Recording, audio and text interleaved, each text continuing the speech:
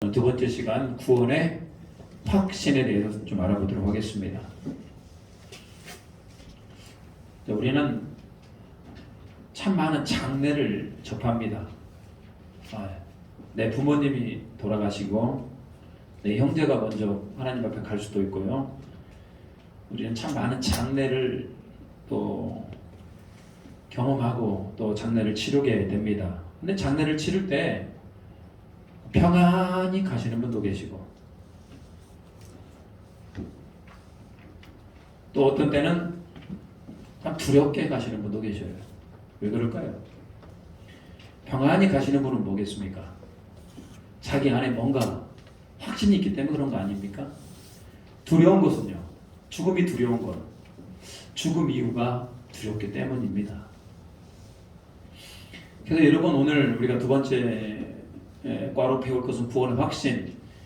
여러분, 우리 인생에 이거 굉장히 중요한 겁니다. 어쩌면은 여러분의 전 인생을 갈아 넣을 만큼 중요한 거. 왜? 결국은 우리가 구원의 확신을 가지고 사는 사람이 되어야 되기 때문에 그러는 겁니다. 미국의 대통령 아이젠하워 아세요? 그런 분이 계셔요. 아이젠하워. 그분은 이제 나이가 많아서 미국 대통령까지 지냈으니까 할 만큼 했잖아요. 높아질 만큼 높아졌지 않습니까? 이제 하나님 앞에 부름을 받고 이제 주님 앞에 갈 날이 얼마 남지 않았습니다. 임종을 앞두고 그때 이제 그 당시 미국의 부흥운동가였던 빌리 그레이엄 목사님이 그 미국 아이젠하워 대통령을 면회를 갔습니다. 그때 그 아이젠하워 대통령이 이 빌리 그레이엄 목사님에게 이렇게 얘기합니다. 목사님, 하나님을 만나야 되는데 하나님을 만날 확신이 없습니다. 저 좀 도와주세요. 하나님 만나야 되는데 하나님 만날 확신이 없는 겁니다. 그때 빌리 그레이엄 목사님 이렇게 얘기합니다. 미국의 대통령을 지냈다고 천국에 들어가는 것이 아닙니다. 그리고 한 구절을 읽었습니다. 에베소 2장 8절 말씀. 너희는 그 은혜에 의하여 믿음으로 말미암아 구원을 받았으니 이것은 너에게 난 것이 아니요 하나님의 선물이라. 목사님 뭐라고 그랬냐면, 구원은 예수님 안에서 누구나 확신합니다. 사람이 하나님 앞에 설 때는 자기의 의, 내가 어떻게 인생을 어떻게 살았는가로 서는 게 아니고 하나님 앞에 설 때는 오직 십자가의 은혜, 나를 위하여 십자가를 지신 예수 그리스도의 은혜로 하나님 앞에 서는 것입니다. 그러니 지금 이 순간 그 십자가의 은혜를 하나님 마음으로 믿으시기 바라고 확증하시기 바랍니다. 여러분, 마지막에 임종을 앞두고 빌리 그레이엄 목사님이 사람의 의가 아니고 누구의 의? 예수 그리스도의 십자가 의로 서십시오. 그랬더니요, 한참을 기도하는 마음으로 묵상하다가 아이젠하워 대통령이 이렇게 얘기합니다. 목사님, 감사합니다. 나는 이제 하나님 만날 준비가 되었소. 이렇게 얘기했다라는 거예요, 여러분. 여러분 어떻습니까? 하나님 만날 준비가 됩니까? 아직 멀은 것 같아요? 아닙니다. 우리는 언제 하나님 만날지 몰라요. 우리는 항상 하나님 만날 준비를 해야 되고 내 마음이 예수 그리스도의 십자가의 사랑을 확증해야 됩니다. 그래서 오늘 이 구원의 확신 이 파트, 이번 주와 다음 주 이 연속 2주간 통해서 내 확신에 대해서 다시 한번 점검하게 되고 고백하는 시간을 가져볼까 합니다. 자, 우리 그래서 오늘 구원의 확신 첫 번째, 자, 구원받지 못한 사람들. 이 땅에는 인구가 80억이라고 그럽니다. 80억. 많죠? 80억 중에 대한민국이 약 5천만 명 돼요. 이 80억 인구 가운데 구원받지 못한 사람들이 너무나 많아요. 오히려 구원받은 사람이 10억도 안 됩니다. 사실 여러분, 천주교가 구원이 있을까? 물론 그 안에도 천주교가 구원이 있을 수도 있겠습니다만 저는 천주교가 굉장히 위험한 종교라고 생각을 합니다. 오직 기독교 안에, 기독교가 전 세계 6억 명 정도 있다고 그러는데 그 기독교 가운데서도 모든 그리스도인들이 다 구원을 받았을까?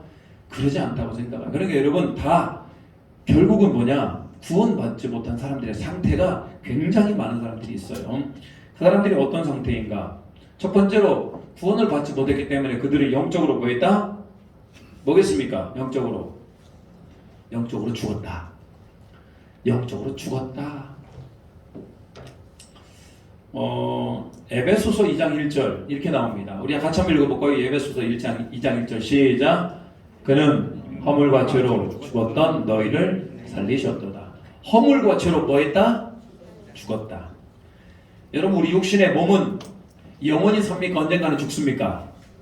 언젠가는 죽어요. 자, 우리 육신의 몸은 이제 어머니 뱃속에서 태어났어요. 그리고 100여 년을 살 수 있습니다. 100여 년을 살지만 결국은 육신의 몸은 어떻게 돼 있다? 죽게 돼 있다. 삶과 죽음. 그게 바로 육신의 몸이에요. 여러분 그렇지만 우리 안에 육신과 또 다른 개념, 인간은 육신과 뭐로 구성되어 있습니까? 영혼으로 구성되어 있어요. 그래서 여러분 영혼이라는 것, 하나님을 느끼고 하나님을 예배하고 하나님을 찬양하는 게 영혼 아닙니까? 예수 그리스도를 몰라요. 하나님을 몰라요. 이런 사람들은 영적으로 뭐한 자다? 죽은 자다. 마치 육신이 죽었듯이 이들은 영도 죽었기 때문에 여러분 죽은 자입니다. 자, 우리 하나님이 죽은 사람을 살렸어요. 누구를 살렸습니까? 죽은 나사로를 살렸어요. 그리고 여러분 사도 바울도 살리고 베드로도 죽은 사람을 살려요. 육신적으로 살릴 수 있어요. 근데 여러분 육신으로 사는 것보다 더 중요한 게 뭡니까? 영을 살리는 게 훨씬 중요해요. 왜 그렇습니까? 육신은 어차피 살려놓아도 또 죽어요. 실컷 살려놨어. 그러면 또 죽어. 육신은 그렇습니다. 아무리 살려놔도 다시 죽을 수밖에 없는 게 우리 인간이에요. 그렇지만 영적인 건 마찬가지입니다. 살려놔야 영원히 죽지 않고 살 수 있는 겁니다. 그래서 여러분 오늘 구원받지 못한 자는 영적으로 죽었다. 근데 여러분 이 죽은 영혼을 살릴 수 있는 방법이 있어요. 그게 바로 구원의 확신입니다. 모든 세상에 80억 인구 그리고 지금까지 살았던 수천억의 인구가 살았습니다만 이미 죽은 사람은 이제 어쩔 수 없지만 지금 하나님께서 그 죽은 영적으로 죽었던 자들을 살릴 수 있는 방법을 우리에게 가르쳐 주셨고 우리는 그걸 믿는 겁니다. 자, 영적으로 죽었다. 여러분 주변에 보십시오. 영적으로 죽은 자들. 하나님에 대해서 또 얘기를 하면 눈이 탁 떠져야 될 거 아니에요. 하나님이 계셔? 이러지 않아요. 영적으로 죽은 자들은 하나님의 말씀을 무시해요. 영적으로 죽은 자들은 영적으로 어떤 도전이 일어나질 않아요. 그냥 내 시간이고 내 건강, 내 재물에 의하여 그냥 살아가는 겁니다. 영적으로 죽었기 때문에 영적인 세계에 대해서 모른다. 저는 그분들에게 하고 싶은 말이 있습니다.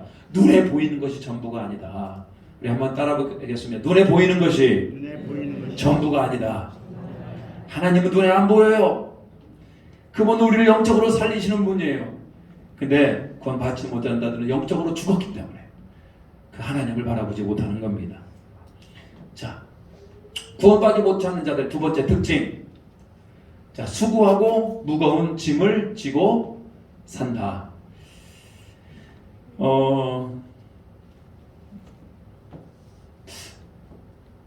사람은 태어날 때부터 참 어깨에 많은 그 짐들을 지고 살게 해. 여러분 그런 많은 죄의 짐을 갖고 삽니다.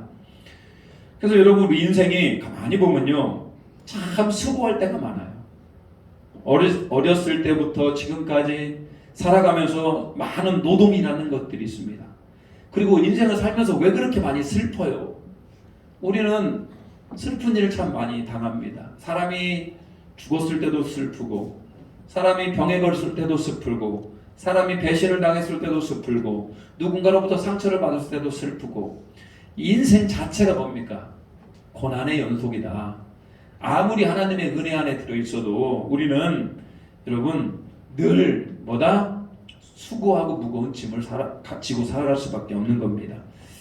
그래서 예수님께서 뭐라고 얘기합니까? 수고하고 무거운 짐진 자가 다 내게로 오라. 내가 너희를 뭐하겠다? 쉬게 하리라. 얼마나 기뻐요. 이따만큼 무거운 짐을 가지고 인생을 뚜벅 걸어가요. 근데 저 앞에서 예수님이 다 기다리고 계셔요. 그리고 우리 모든 짐을 대신 짊어주셔요. 여러분 이런 은혜 근데 여러분 영적으로 구원받지 못한 자들은 그냥 자기 힘들고 어려운 그 무거운 짐을 짊어지고 사는 겁니다. 여러분 통계에 의하면은 그래서 예수님 믿는 사람이 예수님 안 믿는 사람보다 행복할까요? 안 행복할까요? 안 행복하면 문제가 심각하겠지. 여러분 수고하고 무거운 짐을 지고 사는 자와 수고하고 무거운 짐을 예수님께 맡기는 자의 삶은 다른 겁니다. 누가 보더라도 우리를 보면서 야 당신은 나와 좀 다르군요 이런 느낌 받아야지 당신이나 나나 똑같이 무겁고 힘들고만 이러면 되겠어요? 우리는 모든 무거운 짐을 다 예수님께 맡기는 겁니다. 사탄의 자 우리가 짊어졌던 짐 저 예수를 모르는 자들이 짊어졌던 짐들은 죄의 짐들이다. 수많은 죄의 짐들. 자, 세 번째 이들은 무엇의 종로로 살까요? 자, 그래서 사탄의 종노릇. 뭐 결국 얘기하면 사탄의 종노릇은 죄의 종노릇이겠죠. 여러분 사탄의 종노릇이라고 하는 게 문제인지 아십니까? 사탄이 이거 해! 하면 어떻게 합니까? 그걸 할 수밖에 없는 거. 내가 하기가 싫어도 사탄이 무서워요. 여러분 무당들이 귀신들을 접신해가지고 무당 역할을 하는데 보면은 그들이 섬기는 이유가 있어요. 왜? 귀신이 무섭거든. 그렇게 귀신의 뜻대로 하지 아니하면 자기 자신이 해를 당할 것 같거든요.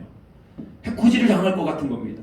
그래서 여러분 귀신이 무서운 겁니다. 다 사탄의 포로 가운데 있고 사탄의 종노릇이에요.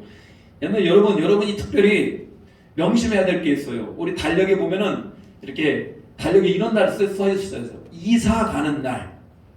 여러분 아세요? 달력에 우리 기독교, 우리 교회 달력 말고 세상 달력에는 뭐 하는 날? 이사 가는 날이 있어요.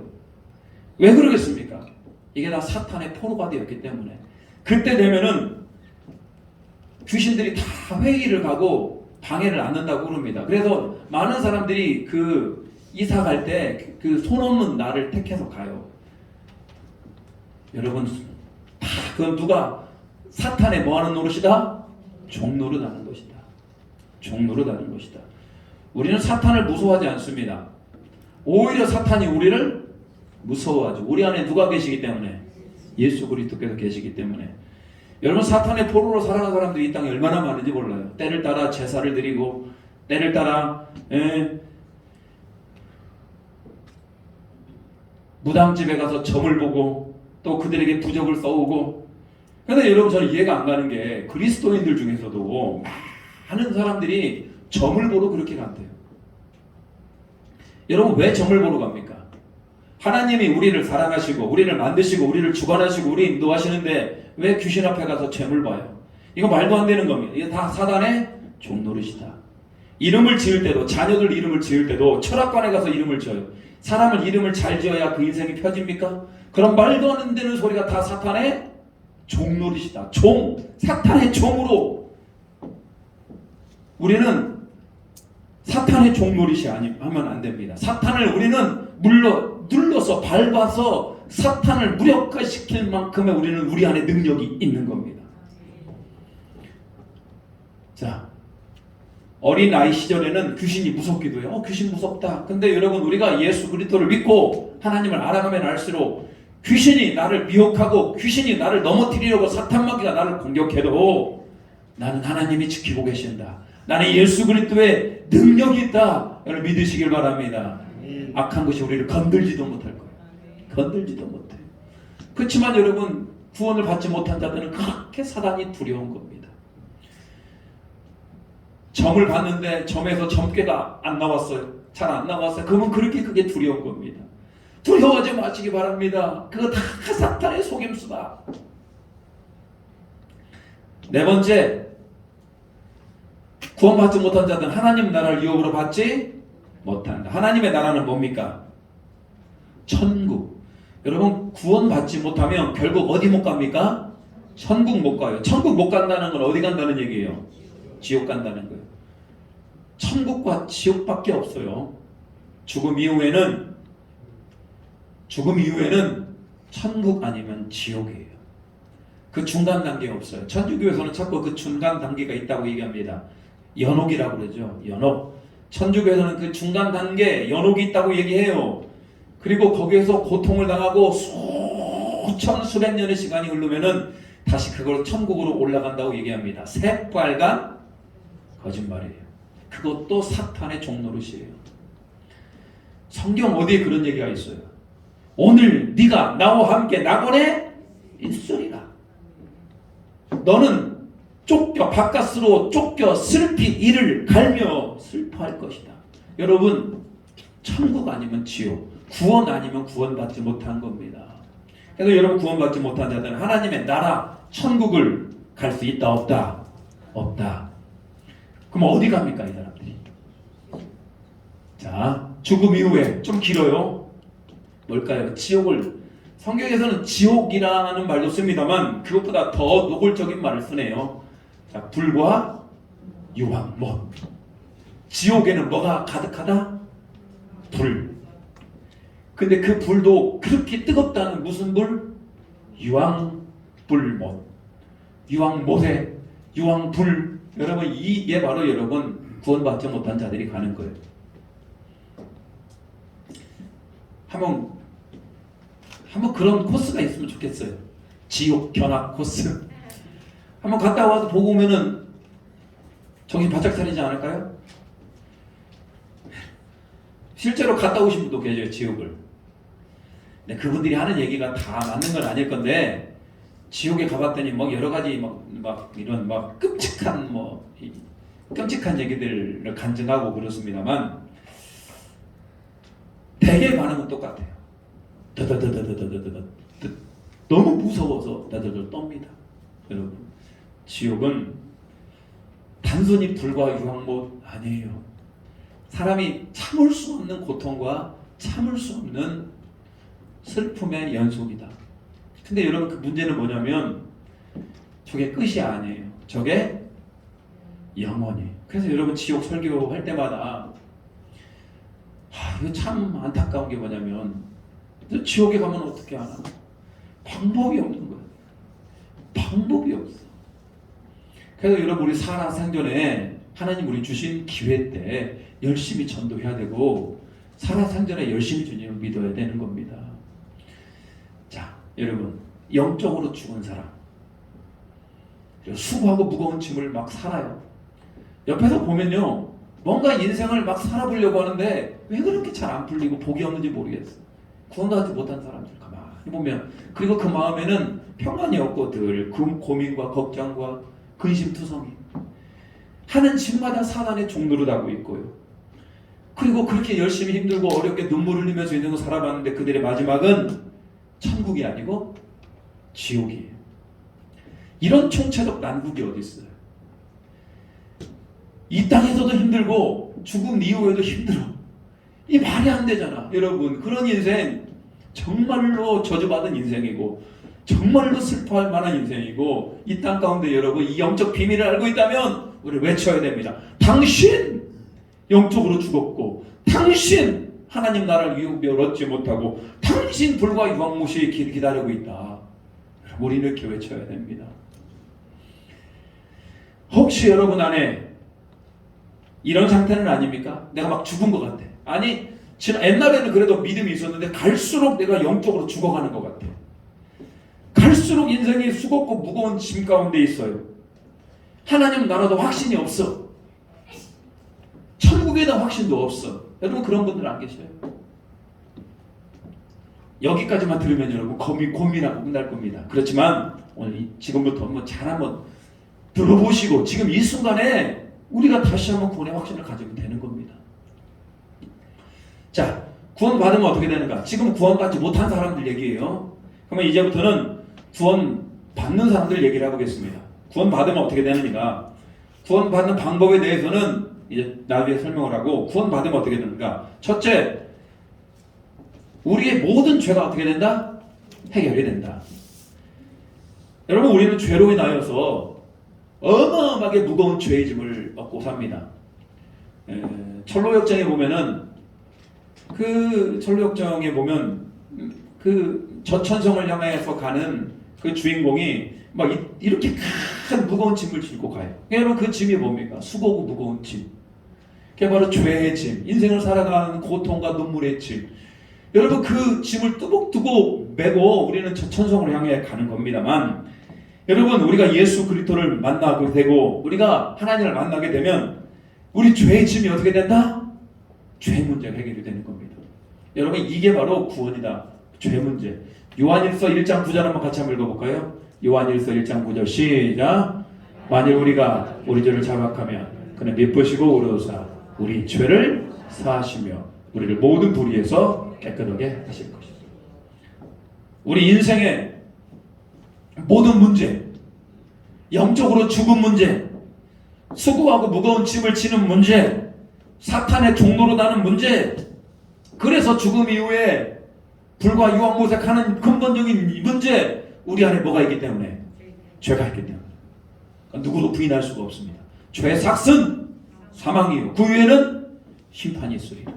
여러분 우리는 죄를 지었기 때문에 무조건 죽는다, 거기서만 끝나는 게 아니에요. 죽음 이후에 영원한 심판이 우리를 기다리고 있고 죄 때문에 우리는 영원히 멸망으로 가는 겁니다.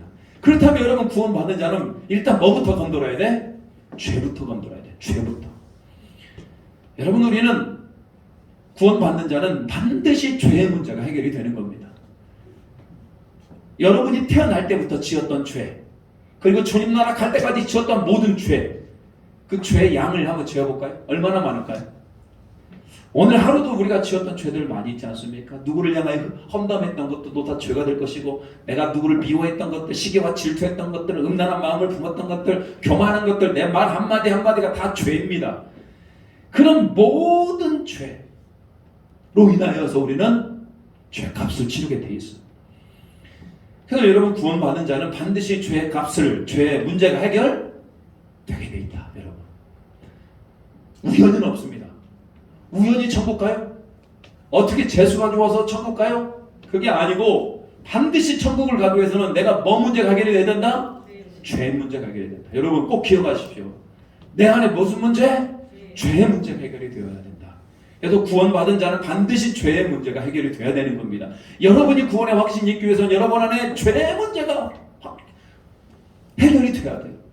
그렇지 아니하면, 내 안에 죄의 문제가 해결이 되지 않으면 나는 항상 구원 때문에 헷갈리는 겁니다. 자, 죄의 문제. 이제 죄의 문제 해결하는 방법에 대해서는 뭐 우리가 잘 알고 있습니다만, 다음 주에 좀 배우도록 하겠습니다. 자, 우리가 죄의 문제가 해결이 된다. 자, 두 번째. 여러분 죄의 문제가 해결이 된다. 두 번째, 우리를 구원하려면 무엇을 어떻게, 구원을 받으면 어떻게 되는가? 자, 두 번째, 세례를 얻습니다. 뭘 얻는다고요? 세례. 이것도 굉장히 중요한 개념이죠. 우리 로마서 6장 4절 말씀 같이 한번 읽어볼까요? 로마서 6장 4절입니다. 시작. 그러므로 우리가 그의 죽으심과 합하여 세례를 받음으로 그와 함께 장사되었나니 이제 아버지의 영광으로 말미암아 그리스도를 죽은 자 가운데서 살리심과 같이 우리로 또한 새 생명 가운데서 행하게 하려 합니다. 여기서 중요한 개념이 나옵니다. 여기서 보니까요, 그러므로 우리가 그의 뭐와 함께 죽으심과 합하여 뭘 받았다? 세례를 받고 그와 함께 장사되었고, 또 영광으로 말미암아 그리스도를 죽은 자 가운데서 살리심과 같이 우리도 또한 뭘 얻었다? 새 생명 가운데 있다. 여러분 세례라고 하는 게 뭡니까? 세례. 제가 이제 세례 받는 사람들에게 성부와 성자와 성령의 이름으로 내가 세례를 주노라 하고 머리에다가 물을 이렇게 하는 게 여러분 세례라고 생각하잖아요. 그건 그냥 세례식입니다. 아시겠죠? 그건 세례식이에요. 결혼식과 결혼은 다른 겁니다. 아시겠죠? 결혼식과 결혼생활은 달라요. 결혼식은 모든 하객들을 모아놓고 이 두 사람이 부부가 된 것을 선포하는 게 결혼식이라면, 결혼생활은 그 남자와 그 여자가 한 가정을 이루어서 그 가정을 이끌어가는 게 결혼이지 않습니까? 이 세례라고 하는 건 세례식을 의미하지 않아요. 자, 무슨 얘기냐? 세례라고 하는 것은 근본적으로 이게 중요합니다. 누구와 함께? 그의 죽으심. 누구 죽으심? 예수님이. 자, 누가? 예수님이 누구 죄를 위해서? 내 죄를 위해서. 여러분, 내가 지금까지 어떻게 살았는지, 물론 뭐 나쁘게 살면 안 되겠지만, 여러분, 내가 지금까지 여기서 살았는지 일단 중요하지 않아요.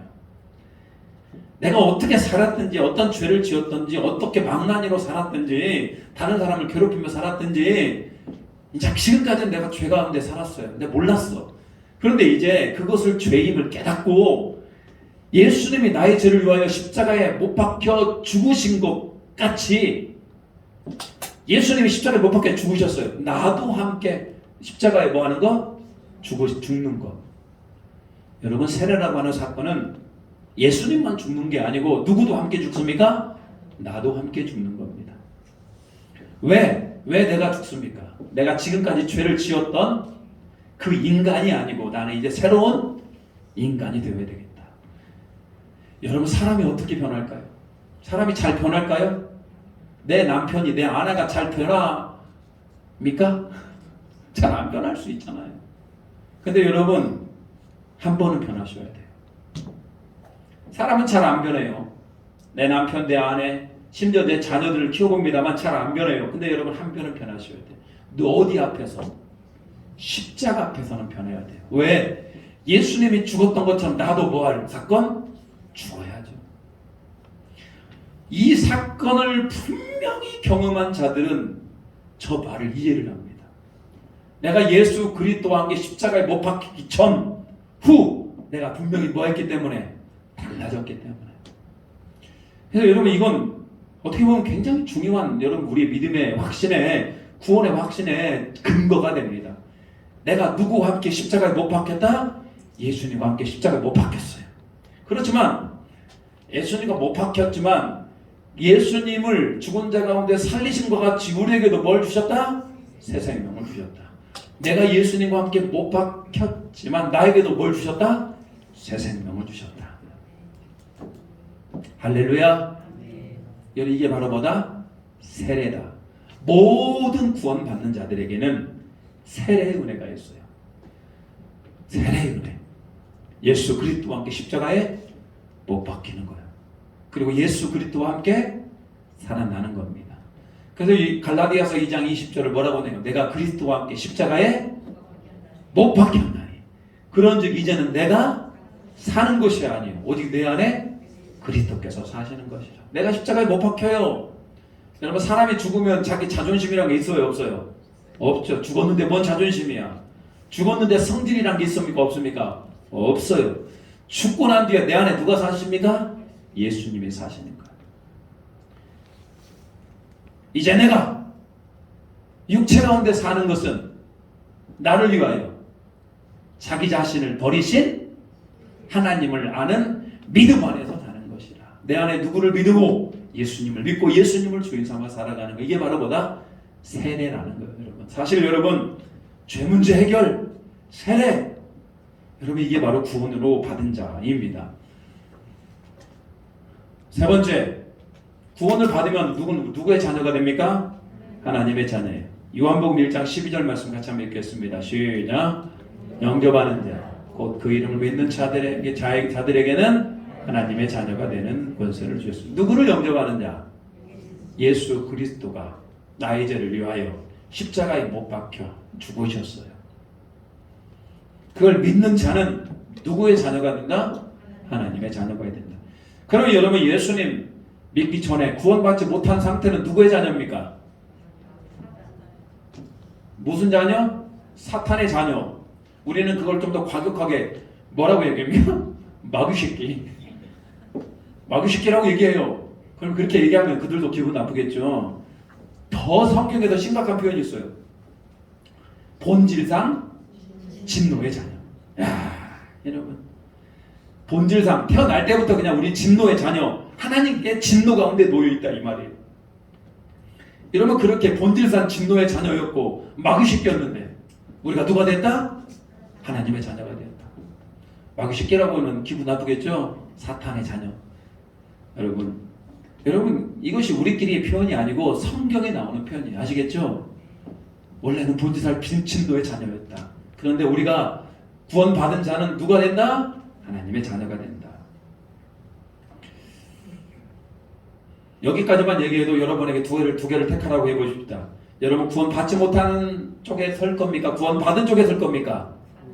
구원 받은 쪽에 서지. 누구에게 물어보십시오. 여러분 전도할 때 가서 선생님 이 두 가지를 쫙 설명하면 누가 구원 받지 못한 상태를 선택한 사람이 어디 있겠습니까? 모든 사람들은 다 구원 받는 자리를 택하게 돼 있는 겁니다. 네 번째, 구원 받으면 어떻게 되냐? 무엇을 얻을까요? 자, 여기서 부드러운 마음을 얻게 된다. 무슨 마음? 부드러운 마음. 내가 그들에게 한 마음을 주고 그 속에 새 영을 주며 그 면모에서 돌 같은 마음을 뭐하고 제거하고 살처럼 부드러운 마음을 주어. 여러분 딱딱한 마음이 좋습니까? 부드러운 마음이 좋습니까? 어떤 마음이요? 부드러운 마음. 여러분에게 묻겠습니다. 나는 내 남편에게 내 아내에게 부드러운 마음입니까? 딱딱한 마음입니까? 네? 잘 안 들려. 부드러운 것 같기도 하고 딱딱한 것 같기도 하고. 그럼 나는 내 자녀에게 딱딱한 마음입니까? 부드러운 마음입니까? 아, 부드러운 마음. 부드러운 거 되게 좋아하네요. 부드러워야지. 여러분 우리가 구원을 받기 전에 사람들은 딱딱한 마음이에요. 그래서 여러분 특히 대한민국은 마음이 굉장히 공격적입니다. 누가 하나 잘못했어. 그러면 사람들이 막 벌떼처럼 달려들어가고 막 공격을 막 많이 해요. 누구 연예인이 뭐 했더라 막 공격하고 비판하고. 대한민국은 유난히 그게 심해요. 네 편, 내 편 나눠가지고 내 편 아니면 막 사정없이 공격을 해버립니다. 대한민국이 영적으로 이렇게 별로 이렇게 좋은 것 같지가 않아요. 내 것이 중요한 만큼 상대방 것도 중요하기 때문에 서로가 서로 인정하면서 하면은 이러면 좋을 텐데 그냥 내 것이 아니면 내 편이 아니면 그냥 다 잡으로 간주해버려서 피 터지게 싸웁니다. 이런 영적인 세계에는 우리 하나님은 우리 가운데 무슨 마음? 부드러운 마음을 주신다. 이게 여러분 선물이 선물. 마음이 부드러워서 예수님은 부드러운 마음을 좀 더 다른 버전이 있어요. 나는 마음이 온유하고 겸손하다. 또 다른 마음이 온유하고 겸손하다. 여러분 간혹 가다가 전도를 하다 보면 돌같이 굳어진 마음들이 있어요. 막 찔러도 그 마음이 들어가지를 않아. 선생님 죽으면 모든 게 다 끝이 아닙니다. 죽음 이후에는 선생님 천국과 지옥이 있습니다. 그러면 뭐라고 해요? 없애! 선생님 만약에 천국과 지옥이 있으면 어쩌려고 그러십니까? 나 지옥 갈래! 그래요. 나 지옥 간대. 막 마음이 굳어져 가지고 어떤 복음 메시지를 들어도 이게 마음이 울려지질 않아요. 근데 여러분 구원받는 사람들은 하나님은 사랑이십니다. 하나님은 당신을 사랑하십니다. 라는 말만 들어도 마음에서 막 감동이 일어나고 눈물을 툭툭툭. 무슨 마음? 부드러운 마음. 우리 에덴 장로교회가 부드러운 마음이 가득하시기를 주님의 이름으로 축복합니다. 처음에 예배를 딱 드리기 와서 딱 보면은 제가 놀랄 때가 있어요. 왜? 너무 마음이 뭐해서 돌 같은 분들이 되죠. 근데 또 감사한 건 뭐냐면 예배를 딱 끝나고 나면 막 얼굴들이 다 어떻게 했어? 또 이렇게 부드러운 마음들이 있어요. 그래서 여러분 예배는 참 신기한 것 같아요. 예배는 이렇게 돌 같은 마음이 무슨 마음으로? 부드러운 마음으로 이렇게 변화가 되는 겁니다. 그게 바로 구원받은 자들의 특징이다 이런 얘기예요. 자, 그래서 여러분 옆 사람 누구 내지는 주변에 좀 강팍하신 분들, 좀 복음을 잘 안 받으려 주시는 분들 힘들잖아요. 복음을 전하기만 하면 싸우고. 그럼 하나님께 이렇게 기도하면 어떨까요? 하나님 오늘 예수의 말씀처럼 돌 같은 마음을 제거하고 살처럼 부드러운 마음을 주시옵소서. 기도도 좀 현명하게 좀 하십시오. 기도도 예수 믿게 해주시라고 하는 것도 좋지만 여러분 얼마나 저런 기도가 주셔요. 저 안에 새 영을 주셔서 새 영, 성령을 주셔서 그 돌 같은 마음이 부드러운 마음 수준 있는 기도가 되잖아요. 그리고 저런 기도는 뭘 잡고 하는 기도이기 때문에 말씀을 잡고 하는 기도이기 때문에 여러분 훨씬 영향력 있는 기도가 되는 겁니다. 구원받은 자. 다섯 번째, 구원받으면 뭐가 된다? 새로운 피조물이 된다. 그럼 여러분, 새로운 피조물이라는 거는 것은 지금까지의 내가 아니고 전혀 다른 나. 지금까지는 내가 어떤 자였다면, 구원받지 못한 자였다면, 이제부터는 구원받은 자, 전혀 새로운 존재가 되는 겁니다. 구원받은 자에게는요.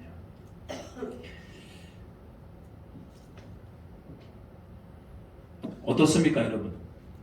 새로운 존재라는 생각이 들어요?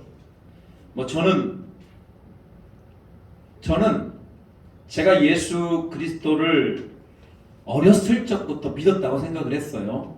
저는 모태신앙이었고 엄마 뱃속에 있을 때부터 교회를 다녔어요. 그리고 교회를 출석을 했었고 중고등부를 거쳤고 대학상까지 갔어요. 그렇지만 저는 항상 제 안에 내가 새로운 피조물이라고 하는 생각을 하지 않았습니다. 내가 뭐 새로운 피조물이야. 나는 그냥 옛날부터 지금까지 동일해. 그리고 예배는 열심히 드렸기 때문에. 그런데 제가 정확히 인격적으로 예수 그리스도를 만났던 그때 예수 그리스도를 딱 만납니다. 23살, 지금도 기억해요. 12월 26일 오후 한 2시, 3시경에 기도하는 가운데 수련회 참석해서 그 은혜 가운데 그때 처음으로 예수님을 인격적으로 만나게 되면서 이전까지의 삶을 모두 다 버리고 저는 그때부터 새로운 피조물의 삶을 살기 시작을 합니다. 저에게는 분명한 그런 사건들이 있어요. 구원받지 못하기 전, 구원받은 후에 상태가 저와 같이 딱 구분되는 사람이 있어요. 많은 그리스도인들 중에 그런 분들이 계셔요. 근데 그 구분 안 되는 분도 계셔요. 근데 여러분, 분명한 건 뭐냐면, 여러분, 그게 중요한 게 아니야. 내 인생에 분명한 터닝 포인트, 기준점이 있는 것이 중요한 것이 아니고, 내가 지금 나는 영적으로 죽었는가? 아니면 나의 죄가 해결됐는가? 지금 내가 이걸 아는 게 중요합니다. 나는 지금 수고하고 무거운 짐을 짓고 사는가? 아니면 나는 죽고 예수와 함께 사는가? 나는 사단의 종노릇을 하는가? 나는 하나님의 자녀인가? 나는 하나님의 나라를 유업으로 받지 못하는가? 나는 부드러운 마음을 가졌는가? 나는 지옥에 가는가? 나는 새로운 피조물인가? 여러분, 지금 그런 나의 영적인 상태를 내가 점검하는 게 중요하다, 이런 얘기. 자, 오늘은 여러분에게 다시 한번 영적으로 도전합니다. 여러분이 그 두 자리에 선다면 여러분 어느 길로 가겠습니까? 하나는 구원받지는 못하는 길, 하나는 구원받는 길. 근데 여러분 그거 아십니까? 구원받는 그 길은 좁고 협착하여 찾는 이가 적다. 근데 여러분, 구원받지 못하는, 영적으로 죽었던, 그리고 수고하고 무거운 짐을 갖고 불과 유황못으로 가는 그들의 길은 넓고 크다. 많은 사람들이 그 길로 간다. 여러분, 어디 길로 가기를 원합니까? 좁은 길입니까? 넓은 길입니까? 대답이 넓은 길을 잠깐 기웃기웃거리는 것 같아요. 여러분, 좁은 길로 가기를 원하십니까? 넓은 길로 가기를 원하십니까? 좁은 길로 가야 구원받을 수가 있습니다.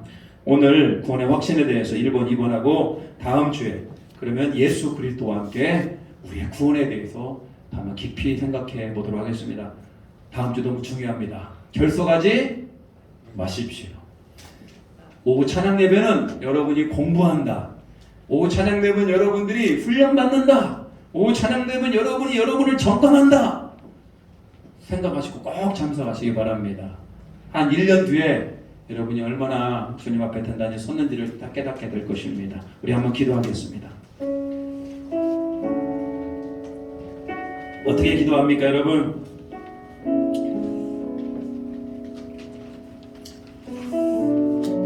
부족합니다, 여러분. 영적으로는 날마다 실패할 때도 있고 때로는 사탄의 종노릇 할 때도 있어요. 막 구원의 확신이 왔다 갔다 합니다. 내가 천국 갈 수 있을까? 지옥 갈 수 있을까? 근데 여러분, 괜찮습니다. 오늘 다시 한번 기도할 때요, 하나님, 그럼에도 불구하고 나는 구원받는 자 되기를 원합니다. 나는 예수 그리스도를 닮아가기를 원합니다. 나는 하나님의 자녀가 되기를 원합니다. 나는 새로운 피조물이 되기를 원합니다. 내가 언제까지 죄의 문제 가운데 허우적거리겠습니까? 내가 언제까지 구원의 확신 갖고 고민하겠습니까? 하나님, 내가 구원받은 자로서 하나님의 자녀로서 새로운 인생을 살아가길 원합니다라고 우리 같이 한번 기도하겠습니다. 주여 아버지 하나님, 오늘 우리 가운데 찬양 예배를 통하 예수님의 제자 훈련을 받게 하심을 감사드립니다. 구원받기 이전의 상태와 구원받은 후의 상태가 분명히 구별됨에도 불구하고 우리가 여전히 아버지 영적으로 죽어있는 것은 아닙니까? 우리가 여전히 수고하고 무거운 짐을 살고 오는 거 아닙니까? 우리가 여전히 사탄의 종로로 나는 거 아닙니까? 주여, 우리가 하나님의 나라를 영으로 가지 못하는 죽음의 영의 불모의 영문 가운데 임하는 어리석은 자 되지 않게 주여 우리를 불쌍히 여겨주시옵소서. 다시 한번 여러분 새롭게 여주시고 다시 한번 충만케 여주시고 다시 한번 은혜를 넣어주시옵소서. 우리를 아버지의 못들 넣어주시옵소서. 오늘 아버지 우리의 모든 죄 문제가 해결되기를 원합니다. 내가 그리스도와 함께 십자가에 못 박혀 죽었고 나는 내가 그리스도와 함께 살며 예수님은 나의 왕이 되시며 예수님은 나의 주인이 되시며 이제는 부드러운 마음을 가지고 새로운 비전을 하나님의 자녀의 삶을 살아갈 수 있는 그런 내가 되기를 소망합니다. 구원의 확신이 영원히 흔들리지 않게 하여 주시옵소서. 구원의 확신을 가지고 승리하는 자가 되게 하여 주시옵소서. 오늘도 우리를 충만케 하시고 오늘도 우리를 새롭게 하시고 오늘도 우리 가운데 은혜를 주신 하나님을 만나기를 원합니다. 그 영광의 그늘 안에 영광의 주님 앞에 나가기를 원하오니 주여 우리를 동차여 주시고 우리를 새롭게 하여 주시고 하나님 은혜에 은혜를 넣어 주시옵소서. 하나님은 영이십니다. 하나님 우리 가운데 함께 하실 것입니다. 그 하나님 우리를 새롭게 하실 것입니다. 예수님만이 우리를 충만케 하실 것입니다. 주여 우리를 새롭게 하여 주시옵소서. 아버지 주여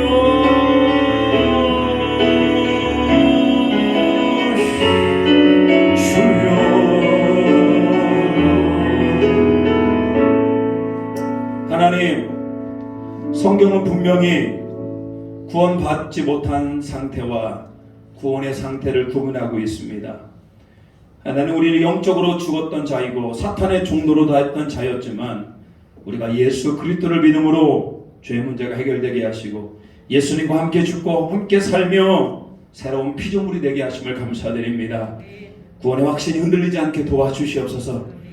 우리 예수님이 누군지를 더욱더 배우게 하여 주시고 우리 입술로 고백하며 우리 마음으로 믿으며 날마다 구원을 이루며 완성해가는 우리 모두가 되기를 소망합니다. 악한 것이 와서 우리를 구원의 문제를 흔들어도 우리가 흔들리지 않게 도와주시옵소서. 부지런히 그 의를 따라 구원을 이루며 살아갈 수 있는 우리 모두가 되게 도와주시옵소서. 일주일간 또 하나님 세상으로 나아갑니다. 세상이 우리를 공격하고 넘어뜨리고 우리 가운데 시험거리가 오려고 그래도 우리 하나님의 돕는 손길과 영광의 그 성령의 충만함 가운데 하나님 일주일도 하나님 은혜 가운데 승리하며 또다시 주인을 만날 수 있도록 주님 도와주시옵소서. 모든 영광을 드리오며 예수님의 이름으로 기도 올리옵나이다. 아멘. 하늘에 계신 우리 아버지의 이름을 거룩하게 하시며 아버지의 나라가 오게 하시며 아버지의 뜻이 하늘에서와 같이 땅에서도 이루어지게 하소서. 오늘 우리에게 일용할 양식을 주시고 우리가 우리에게 잘못한 사람을 용서해 준 것 같이 우리 죄를 용서하여 주시고 우리를 시험에 빠지지 않게 하시고 악에서 구하소서. 나라와 권능과 영광이 영원히 아버지의 것입니다. 아멘. 주님 감사합니다.